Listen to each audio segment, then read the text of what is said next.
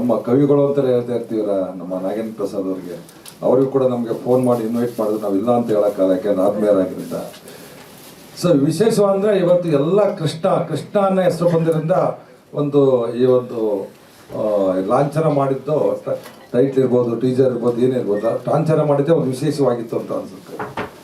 ಏಕೆಂದರೆ ಒಬ್ಬ ನಿರ್ಮಾಪಕ ಕಷ್ಟಪಟ್ಟು ಇಷ್ಟಪಟ್ಟು, ನಿರ್ಮಾಪಕ ಇರ್ಬೋದು, ನಿರ್ದೇಶಕ ಇರ್ಬೋದು, ಕಷ್ಟಪಟ್ಟು ಇಷ್ಟಪಟ್ಟು ಚಿತ್ರವನ್ನು ಮಾಡ್ತಾರೆ.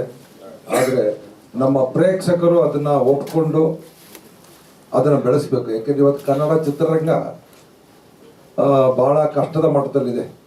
ಇಲ್ಲಿ ನಾವೆಲ್ಲ ಒಂದು 5-6 ಲ್ಯಾಂಗ್ವೇಜ್ ಜೊತೆ ನಾವು ಫೈಟ್ ಮಾಡಬೇಕಾಗಿದೆ. ಹಿಂದೆ ಯಾವುದೋ ಒಂದು ಅದರ್ ಲ್ಯಾಂಗ್ವೇಜ್ ಒಂದೇ ಒಂದು ಭಾಷೆಯಲ್ಲಿ ಬಿಡುಗಡೆ ಆಗ್ತಿತ್ತು.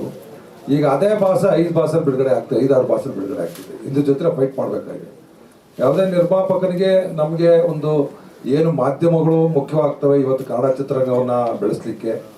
ಕನ್ನಡ ಮಾಧ್ಯಮ ಕೂಡ ನಮಗೆ ಸಪೋರ್ಟ್ ಮಾಡಬೇಕಾಗುತ್ತೆ. ಯಾವುದೇ ನಿರ್ಮಾಪಕ ಇವತ್ತು ಚಿತ್ರರಂಗಕ್ಕೆ ಬಂದು ಅವರ ಹಣವನ್ನು ಎಲ್ಲಿಂದ ತರ್ತಾನೆ, ಹೇಗೆ ತರ್ತಾನೆ ಅನ್ನೋದು ಆ ಪರಮಾತ್ಮನಿಗೆ ಗೊತ್ತಿರ್ತದೆ. ಏಕೆಂದರೆ ನಾವೆಲ್ಲ ಅನುಭವಿಸ್ಬಿಟ್ಟಿದ್ದೀವಿ. ಚಿತ್ರವನ್ನು ಮಾಡಬೇಕಾದ್ರೆ ನಾವು ಒಂದು 10-15 ಪಿಕ್ಚರ್ ಮಾಡಿದ್ವಿ, ಮಾಮ ಒಂದು 20 ಪಿಕ್ಚರ್ ಮಾಡಿದ್ದಾರೆ.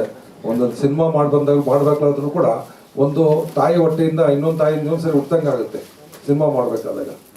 ಸೊ ಈ ಥರ ಕಷ್ಟಪಟ್ಟು ಸಿನಿಮಾಗಳನ್ನ ಮಾಡ್ತೀವಿ. ಆ ನಿರ್ಮಾಪಕನಿಗೆ ಎಲ್ಲರ ಕೂಡ ಸಪೋರ್ಟ್ ಇರಬೇಕಾಗತ್ತೆ.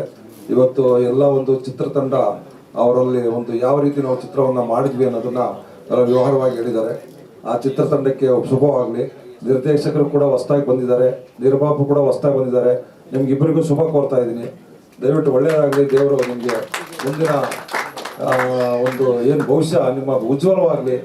ನೀವು ಇನ್ನೂ ಅನೇಕ ಚಿತ್ರಗಳನ್ನು ಮಾಡಿ, ನಿರ್ಮಾಪಕರು ಇರ್ಬೋದು, ನಿರ್ದೇಶಕ ಅನೇಕ ಚಿತ್ರಗಳು ಮಾಡಿ ಚಿತ್ರಕ್ಕೆ ದೊಡ್ಡ ಕೊಡುಗೆ ಆಗಲಿ ಅಂತ ಹೇಳ್ಬಿಟ್ಟು ನಾನು ಕೇಳ್ಕೊಳ್ತೀನಿ. ಈ ಚಿತ್ರತಂಡದ ಎಲ್ಲರಿಗೂ ಕೂಡ ಶುಭವಾಗಲಿ ಅಂತ ನಾನು ಹಾರೈಸ್ತೀನಿ. ನಮಸ್ಕಾರ.